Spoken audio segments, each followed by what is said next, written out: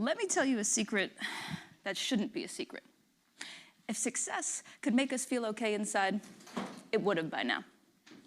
I knew that because I couldn't get out of bed. It's a Tuesday morning, I'm in my room. My alarm is doing its job. I shut it off. I stare at the ceiling. 10 minutes pass, then 20. I force myself to stand up and walk into the bathroom. In the mirror, I see rashes cover my arms, my stomach, my back, red raised and raw. I've seen doctors, filled prescriptions, tried the remedies people swear by. Everyone is focused on the symptoms. My body is responding to something deeper. From the outside, my life looks good. People are impressed by what they see. Inside, my body takes the hit. Standing there, it lands. I choose praise over honesty because praise is easier than asking whether I'm actually okay. That's the moment I learned something no one taught me to name. Success doesn't feel like enough because we chase outside answers for inside questions. That's why I'm here today. I want to show you how we're trained to look outside ourselves for answers, what that training costs us, and how to interrupt it. That choice didn't start that morning. Let's rewind. I'm 22, standing on a concrete loading dock behind a music venue in Salt Lake City. Metal ramp, fluorescent lights, the kind that make everyone look vaguely unwell. The show had just ended. Out front, people are spilling onto the street. Back here, it's the loading dock. 3 bands loading out through 1 freight elevator. Amps, merch bins, drum cases. Oh, for context, this is my first solo tour management gig. Not for 1 band, for all 3. Which meant I was wildly underqualified and deeply committed to pretending otherwise. Tour managing is the job where everyone sees the show. Everything else is on you. So I'm standing there, trying to look calm, while my brain goes through everything that could go wrong. And then it happens. Our guitarist, still riding post-show adrenaline, throws his guitar case into the closing freight elevator and jumps after it, doing his best Indiana Jones impression. I hear a thud. I hear, "I'm fine." The door shuts. A few seconds later, my walkie crackles. "Lindsey, get down here now." I run. Out front, the night is electric, exactly what it's supposed to be.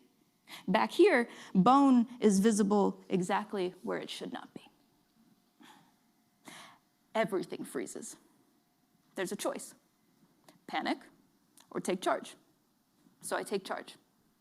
I call 911, I clear space, I keep the night from bleeding onto the street.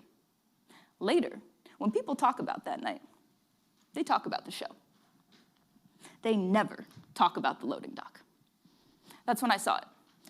People celebrate the performance. They praise what they can see. Everything that keeps the night from falling apart stays backstage.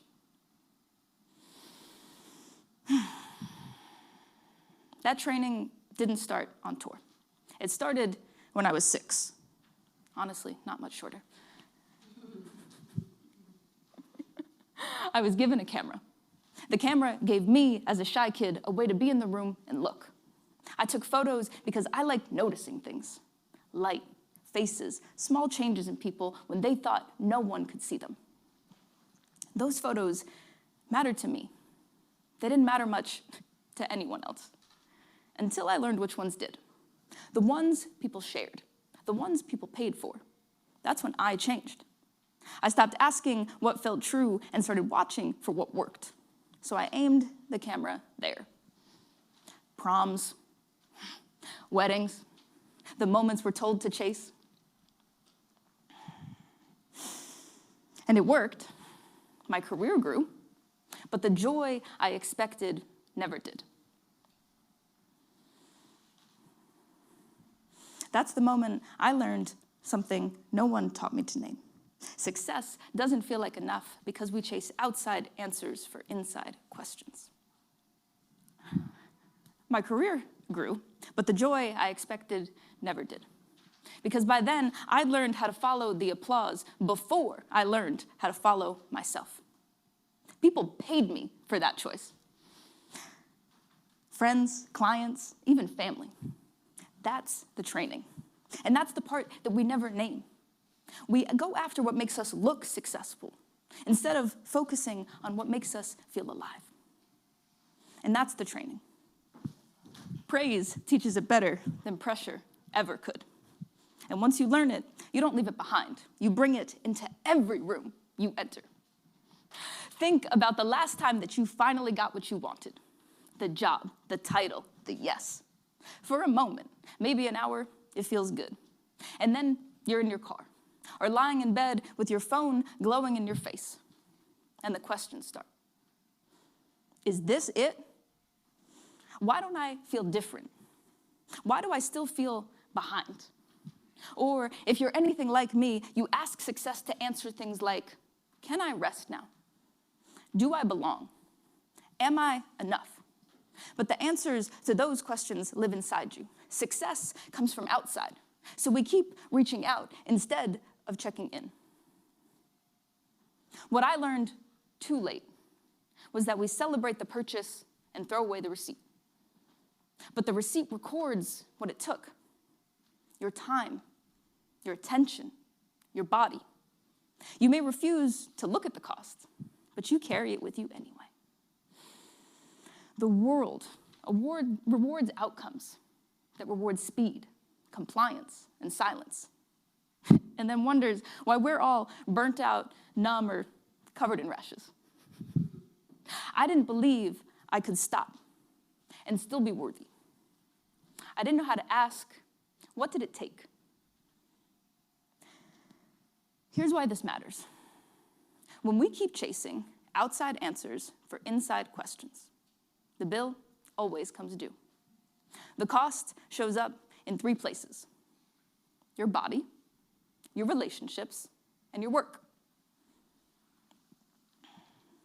That's how people wake up 10 years into a life that looked successful and still feels empty. Your body, your relationships, your work. When you override your body long enough, you lose access to your own signals. You can still succeed. You just can't tell what you want or what you need. That's how people wake up 10 years into a life that worked and feel like a stranger in it. And if you're a parent, a leader, or someone others take cues from, this spreads.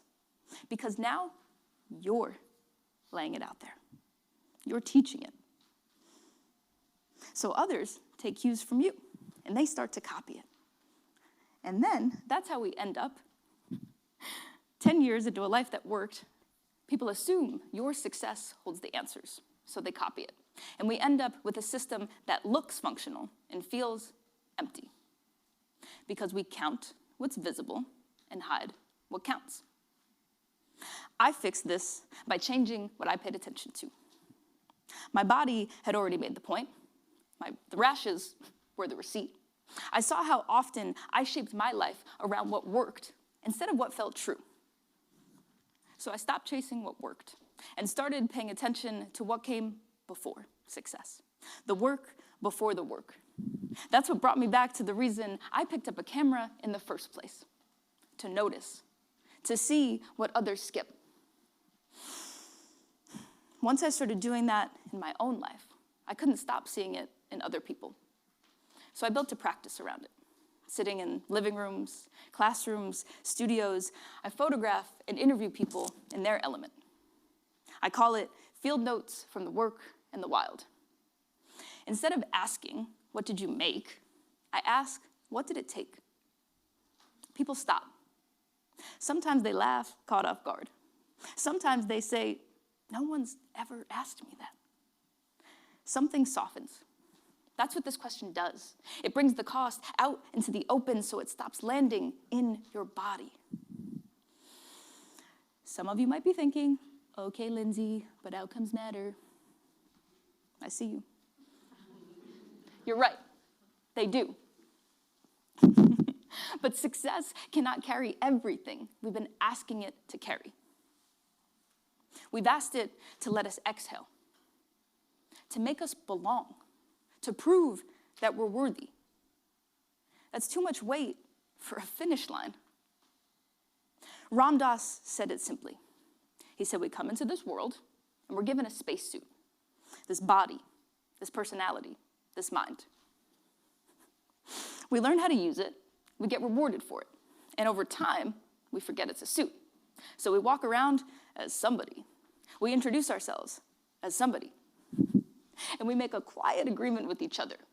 I'll believe you are who you think you are if you believe I am who I think I am. And it works until the suit has to carry everything. So when something feels off, we don't pause. We upgrade the suit. New title, new plan, new signal from the outside. But the question never lived there.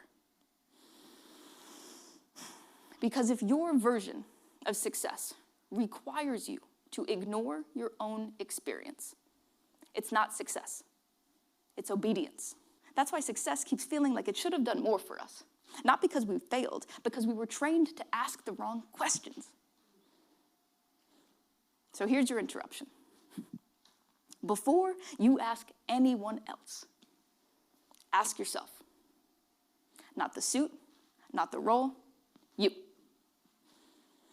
What did my body carry so this could work? What part of me did I quiet to make this happen?